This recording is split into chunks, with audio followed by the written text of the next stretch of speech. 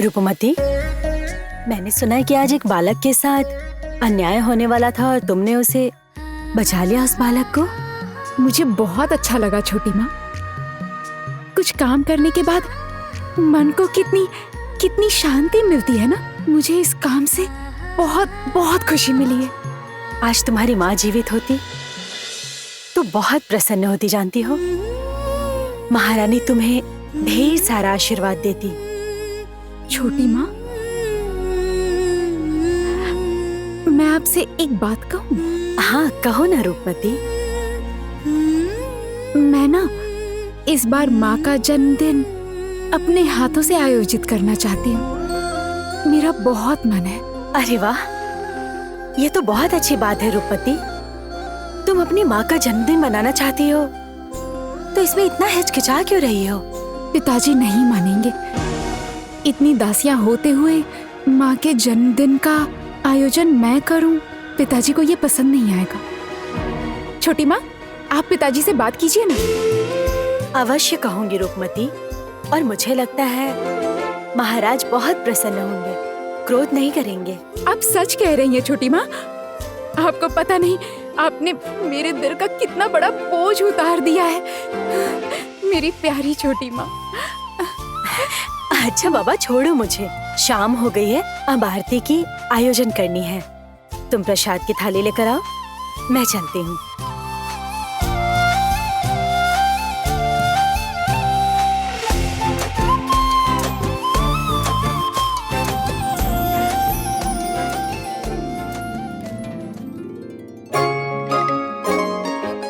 अभी के लिए इसे संभाल कर रखिए।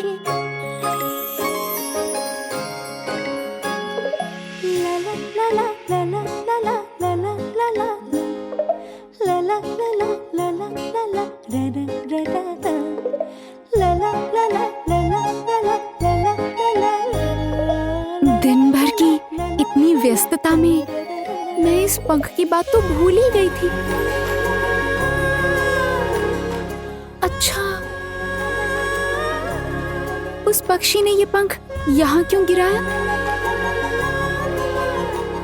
इसका क्या करूंगी मैं? चाँद तारा फूल पाखी चाय সকলে रूप मोती। चाँद तारा फूल पाखी चाय সকলে रूप मोती।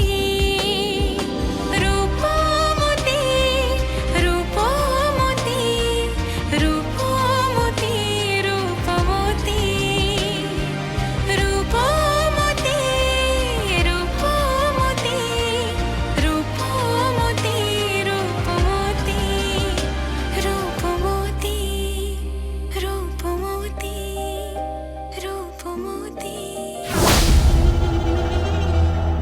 ये लो चोटिला।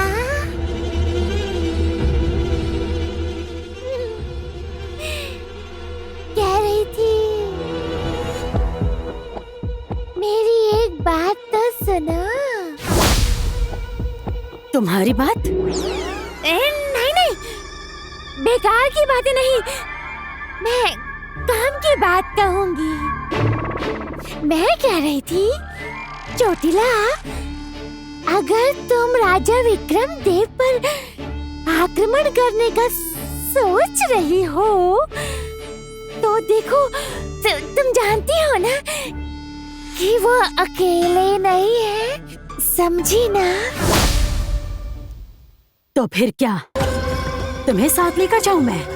नहीं, मैं अपनी सेना की बात कर रही हूँ। तुम अपनी खुश सेना को भेजने की व्यवस्था करो। यदि वे किसी काम के नहीं और सारा काम तुम्हें ही करना है, तो उन्हें पालने का ही क्या फायदा? चोटिला, मैं ना सच कह रही हूँ, तुम अभी ना बहुत दूर की सोच रही हो। बहुत ही मुश्किल है, बहुत मुश्किल है चोटिला। मैं तो बस अच्छी बात ही कह रही थी। अच्छी बात? कहाँ से लाऊं मैं खुश सेना? खोखुश सेना तो सब समाप्त हो चुकी है। क्या तुम नहीं जानती? अब नए खोखुश कहाँ से मिलेंगे?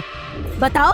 अरे बाबा, तुम तो मनुष्यों को ही खोखोश में बदल देती हो ना। तुम वही तरीका आजमाओ। तुम तो कुछ भी कर सकती हो ना। तो बस वही काम करो।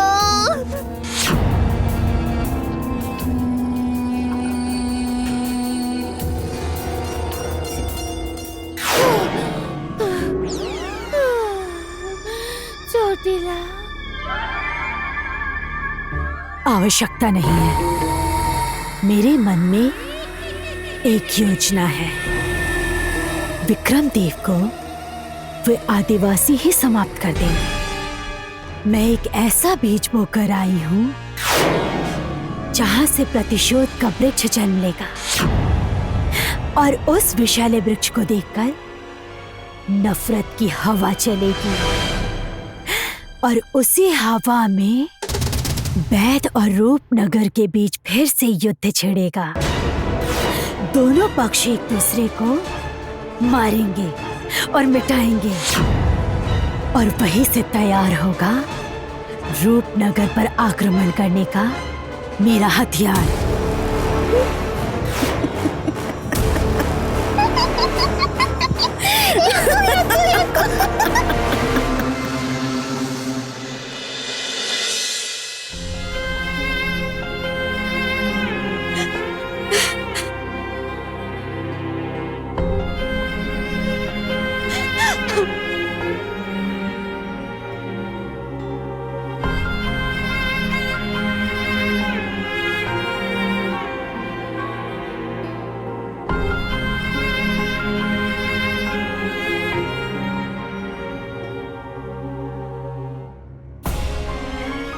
जाओ, पिताजी को पहना दो।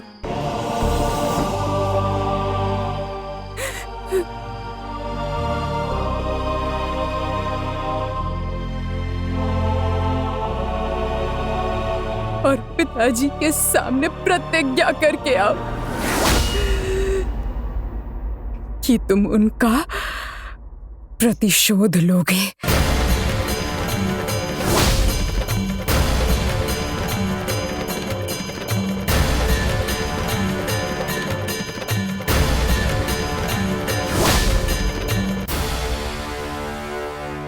प्रतिशोध। मुझे एक प्रश्न अंदर ही अंदर खा रहा है। रूपनगर के महाराज ने क्यों लोगों को भेजा मेरे पिताजी को मारने के लिए? क्या उनके साथ हमारी कोई पुरानी शत्रुता है? इतने दिनों तक तुम्हें नहीं बताया देवदत्त। हमने इसे छिपा कर रखा था। शत्रुता, अशांति,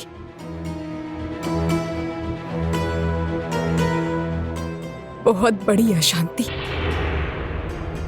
हम जंगल में रहते हैं, पशु पक्षियों का शिकार करते हैं।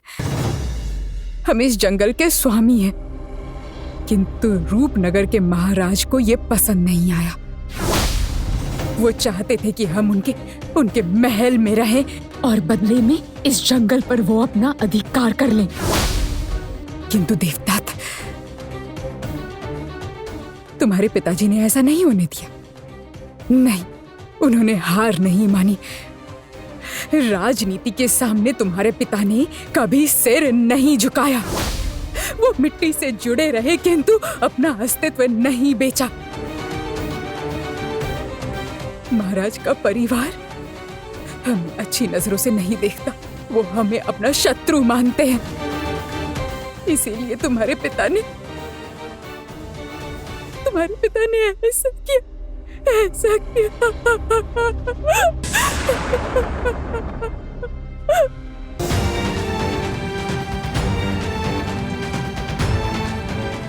चिंता मत करो माँ, बिल्कुल चिंता मत करो। महाराज अगर सचमुच अपराधी हैं तो फिर मैं खुद उन्हें अपने हाथों से दंड दूंगा। उन्होंने हमारे सबसे प्रियजन को हमसे छीन लिया। मैं भी उनके सबसे प्रियजन को उनसे छीन कर दिखाऊंगा।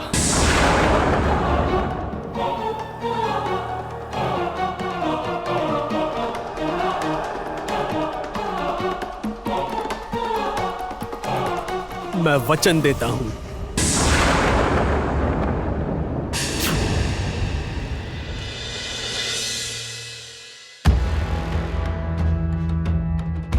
अब मेरी बारी, ये है मेरी चाल।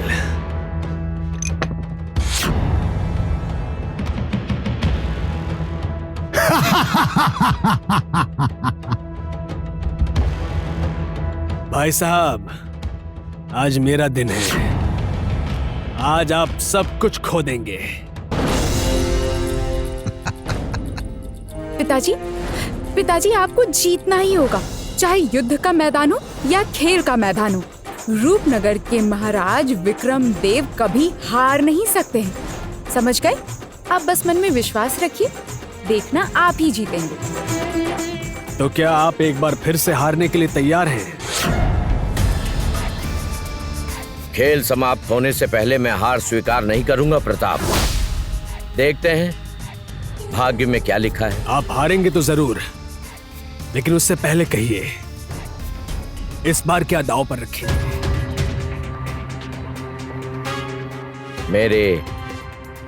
मेरे गले का ये प्रिय हार।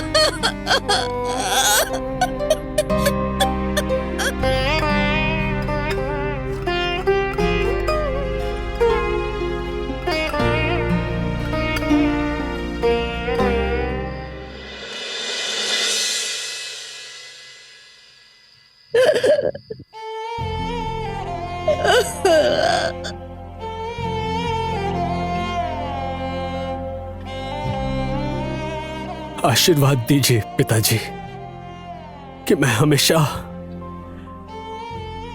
आपका सर ऊंचा रख सकूं।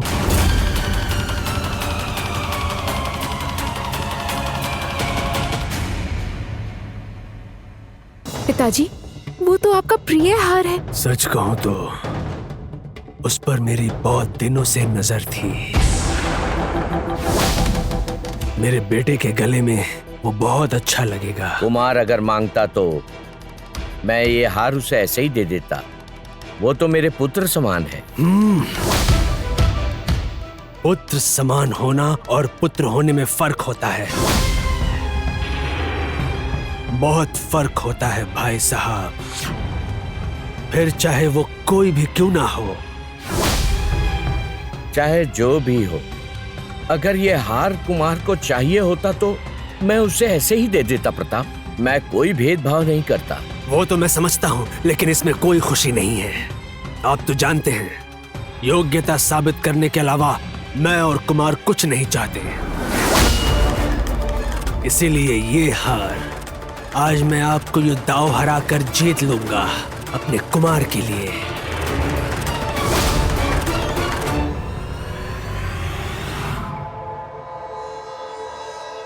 ठीक है, तो फिर खेल पर ध्यान दिया जाए।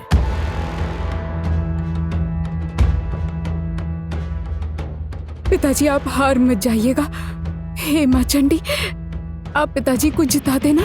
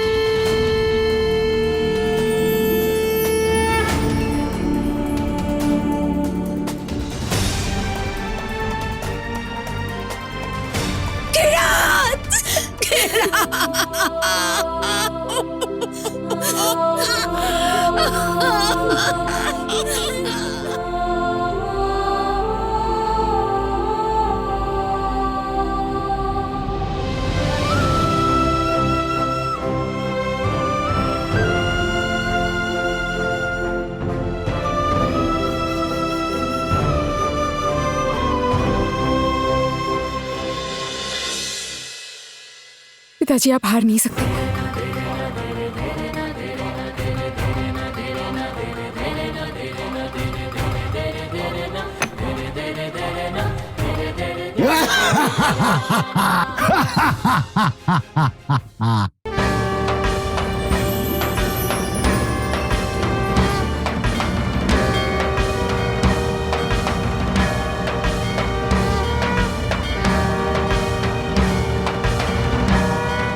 इस बार मैं जीत गया।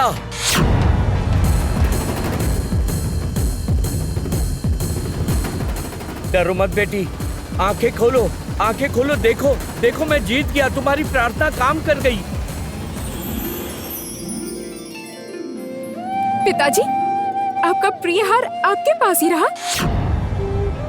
हाँ बेटी, जीवन के खेल और पासे के खेल में कोई अंतर नहीं होता बेटी, ये किसी भी समय बदल सकता है। मैंने तो साफ साफ देखा था कि 2 थे, अचानक 12 कैसे हो गए?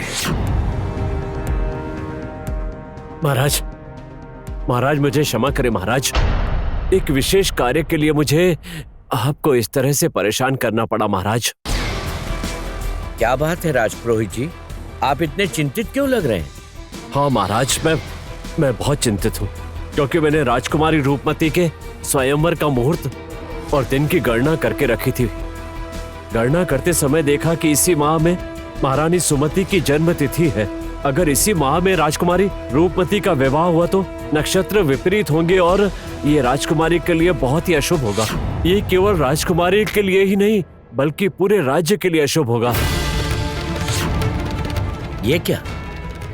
तो फिर तो अब हमें क्या करना चाहिए? महाराज, यदि आप मेरी राय जानना चाहते हैं तो मैं स्पष्ट रूप से कहूंगा कि स्वयंवर की तिथि को आगे बढ़ाना ही हमारे लिए एकमात्र सही निर्णय होगा।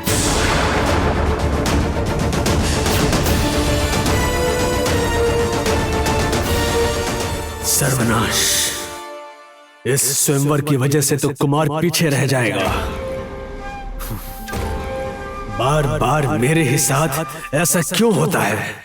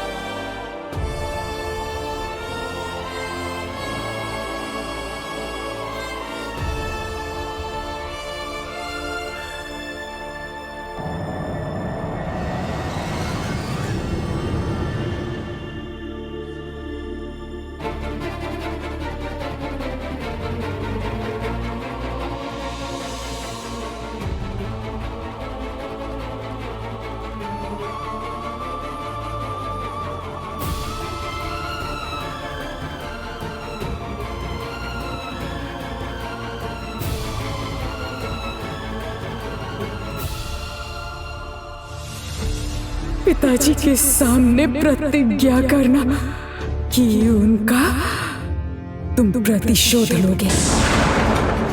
मैं आपके सामने प्रतिज्ञा लेता हूं पिताजी, जिसने मुझसे मेरा सब कुछ छीन लिया, मैं भी उससे उसका सब कुछ छीन लूंगा, उसे खत्म कर दूंगा।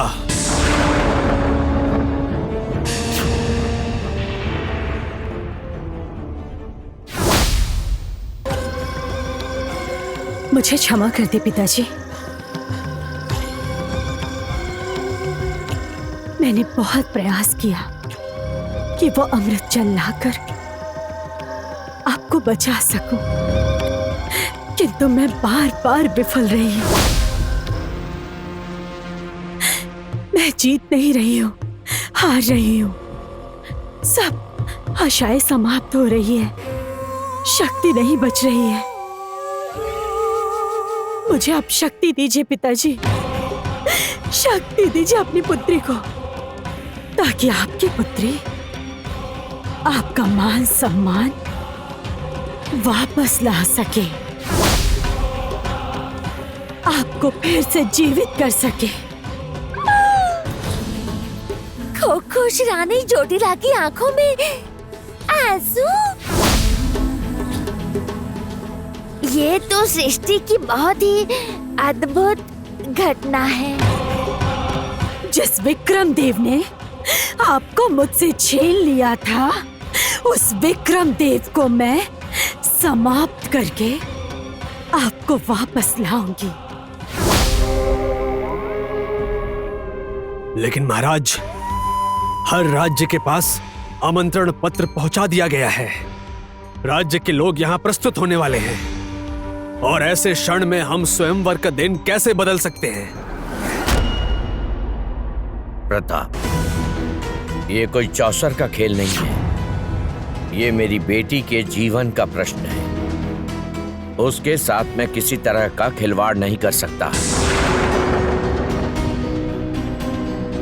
स्वयंवर के दिन की जिस समय मैंने घोषणा की, तो स्वयंवर आगे बढ़ने के दिन की घोषणा भी मैं ही करूंगा। तुम आमंत्रित किए सभी राज्यों तक यह खबर पहुंचाने की व्यवस्था करो।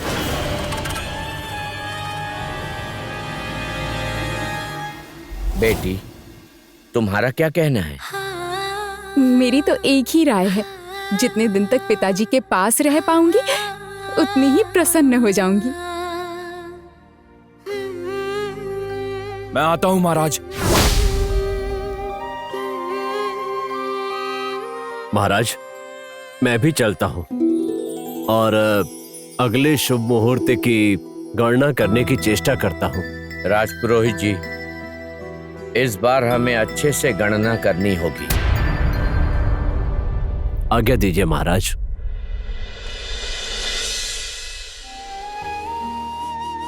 मैं आपको छोड़कर दूर नहीं जाना चाहती पिताजी।